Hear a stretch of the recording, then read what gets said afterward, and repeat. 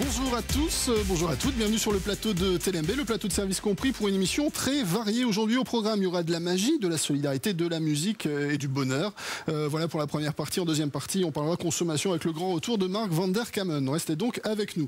Nos invités à droite, les deux représentants de l'association Soleil du Cœur, Éric Dagneau, l'un de ses membres dirigeants, et puis Baldo le parrain, qui, on va le voir, aide beaucoup l'association d'un point de vue médiatique aussi. C'est pour ça que vous êtes là, et comme Baldo est là, forcément, il chantera, on ne pouvait pas s'en passer.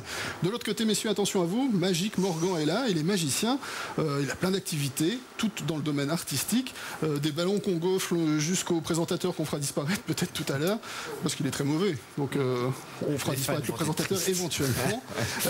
Voilà le programme de la première partie. On commence quand même par Soleil du Cœur. Avec plaisir. Et on vous rejoint dans quelques instants. On va découvrir Magic Morgan. Morgan est de l'autre côté de la table. Ce serait facile de vous définir comme un magicien prestidigitateur. Ça va beaucoup plus loin que ça? Oui, bah c'est une passion. Hein. C'est vraiment l'aboutissement d'une passion aujourd'hui. Et j'ai découvert il y a quelques années un univers énorme autour de la magie qu'on connaît malheureusement peu, tout ce qui est art annexe, et j'en suis tombé un peu fou. Bon, c'est au-delà de la magie, je disais, c'est le spectacle en général. C'est le spectacle en général. Dès que vous pouvez vous montrer, faire rire les enfants les plus grands. Enfants, les grands, rire, donner du plaisir. Et on a eu la chance d'échanger un petit peu tout à l'heure, et je pense qu'on risque de se rencontrer encore. Donner du plaisir. Ce que vous faites, c'est typiquement ce qui peut faire plaisir aux enfants. Donner du plaisir. Enfin, on vous a vu notamment lors des après-midi de Mons Cœur en Neige, avec un grand succès. Déjà l'année dernière, hein, c'était déjà le cas en 2009, mais là en décembre 2010 ça a été de nouveau un grand succès, un spectacle un peu féerique comme ça. Oui, ça touche à tout. Le but c'est vraiment de faire rire, emmener petits et grands dans un univers qui est le mien. Tout en leur donnant un petit bout pour rentrer à la maison et se dire c'était magique cet après-midi, il faut qu'on retourne l'année prochaine, il faut qu'on retourne quand on y retourne. Alors il y a un truc qui est très énervant chez les magiciens, c'est ce qu'on va voir sur ces images. C'est quand vous vous mettez à 1 mètre des gens que vous voulez impressionner et vous faites disparaître quelque chose. Donc là on voit ça, c'est dans un restaurant montois que vous faites ça régulièrement toutes les semaines, tous les jeudis soirs. Non, on fait ça tous les premiers jeudis du mois.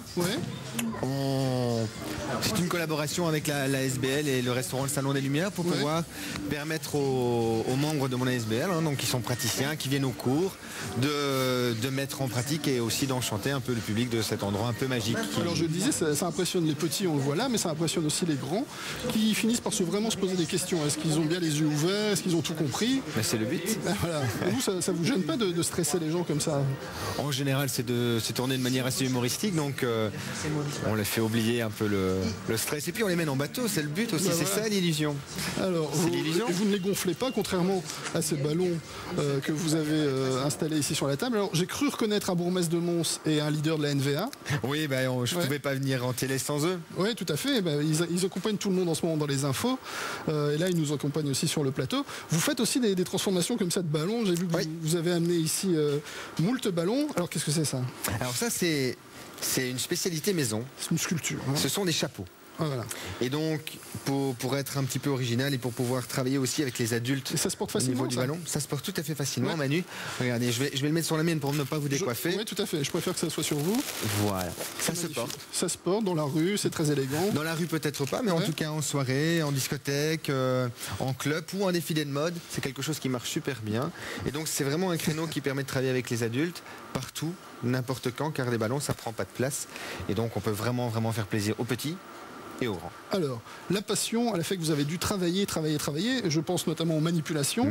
La prestidigitation, c'est avant tout une excellente façon de manier ses doigts, ses mains, la dextérité, les jeux de cartes, les manipulations. Vous pouvez nous montrer un petit peu donc en close-up. C'est-à-dire que la caméra va s'approcher comme si on était les clients du restaurant le Salon des Lumières, et on va regarder un petit peu comment ça se passe. Alors c'est très simple, on prend soit un grand paquet, soit un petit paquet, on prend par exemple 4 cartes, et on montre aux gens ce qu'il y a. Parce que les gens ne savent jamais. Alors ici par exemple on a 4 jokers, regarde, on en a un premier qu'on va déposer ici sur la table, Manu, et forcément si je dis 4, la suivante est aussi un joker. Forcément. Et donc on va la déposer aussi, Manu. Et donc si j'avais 4 cartes, que j'en ai déposé 2, il m'en reste, Manu, combien? 2. Et effectivement, regardez bien, ici on les met comme ceci, regardez. Manu. J'ai combien de jokers ici? Alors 2 posés sur la table et normalement 2 dans vos mains. Dans les mains. Mais regardez, si je fais ceci, en toute magie, le premier joker se transforme, le deuxième, le troisième, et le 4 œil. Alors c'est ça qui est énervant, vous voyez. C'est ça qui est énervant parce que derrière la caméra, bon Vincent qui vous filme n'a peut-être rien vu, moi je suis quand même à 30 cm et je n'ai rien vu non plus. Donc c'est le but. C'est du travail, continuellement et j'ai eu la chance il n'y a pas très longtemps d'aller suivre des cours. Alors vous êtes allé où? À Las Vegas. À Las Vegas, le royaume des magiciens. Vous avez rencontré des grands magiciens? J'ai eu cette chance. Des grands formateurs. Et entre magiciens on se donne des trucs. Oui. C'est fou ça. Mais c'est parce qu'on travaille et bon, je suis pas allé voir non plus n'importe qui, donc je suis allé voir Jeff McBride, j'ai eu l'occasion de rencontrer David Copperfield, Penn & Teller, qui sont pas très connus en Europe, mais qui sont des sommités aux États-Unis. Et donc avec Jeff McBride, j'ai suivi les cours, je suis parti avec un programme en voulant travailler l'une ou l'autre chose. Et vous êtes revenu avec un tour qui est un petit peu exclusif en Europe, c'est de la transmission de pensée, mais de la vraie transmission de pensée. Ça existait déjà avant. La vraie transmission de pensée, on va peut-être travailler avec l'un de nos ministres pour essayer de faire comprendre ce qui se passe dans la tête de l'autre. Vous croyez que ça va marcher? Non. Ok, d'accord. Peut-être ça marcherait mieux avec les ballons. Ça marche sans doute avec les ballons, oui, tout à fait. Peut-être une petite manipulation. Je sais que vous aviez des petites étoiles dans les poches. Les poches des magiciens, c'est extraordinaire. Oui, c'est fabuleux. Non, en fait, ce que je voulais montrer, c'est ceci. C'est quelque chose de particulièrement unique. C'est un porte-monnaie, ça. Oui, mais pas n'importe lequel, c'est celui des magiciens. Ah oui. Et nous, les magiciens, n'avons rien subi de la crise parce que les gens n'ont pas vu ce qu'il y avait dans nos porte-monnaies. Et nous, on s'occupe juste à mettre des étoiles dans les yeux des gens. Ah oui. L'argent, ça ne nous intéresse pas, juste quelques étoiles dans les yeux des gens. Et comme les gens ont généralement 2 yeux, nous, on fait 2 étoiles.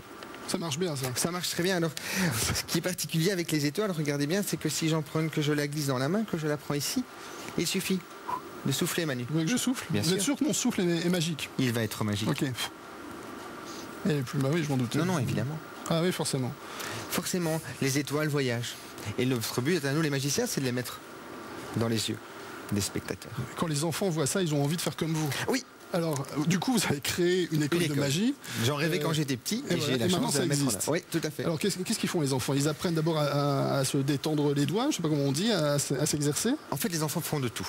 Donc au départ, le programme, c'est maintenant la 3e année de cours vraiment intensif. Le programme de base, c'est de découvrir la magie. Ils ne savent pas vraiment ce que c'est, les boîtes à la maison, ça traîne généralement, ça prend les poussières. Et donc, c'est de venir avec des idées et de leur faire découvrir les différents environnements. Ça marche, les boîtes de magie qu'on offre aux enfants? Mais ça se vend très bien. Le problème, c'est que quand il faut passer 3 heures avec le parent pour lire la notice, généralement, elle finit au placard. Et donc ici, ils apprennent à décortiquer un tour, à apprendre, venir avec un paquet de cartes, avec des cordes, avec des allumettes, avec des petites balles qu'ils ont à la maison. Et travailler avec des choses qui ne coûtent rien, mais qui peut faire plaisir en famille, qui peut faire plaisir quand on reçoit des amis, quand on va au restaurant pour passer le temps, faire voler un bout de pain derrière une serviette, c'est quelque chose que les enfants peuvent apprendre. Ça s'apprend et les cours se donnent le samedi matin ici à Mons. Très bien. Alors pour vous joindre, si vous êtes intéressé par les cours de magie ou pour toute autre activité de Morgan, il y a un site www.magicmorgan.be. On va voir le panneau magicmorgan.be qui nous permet de rentrer en contact avec vous.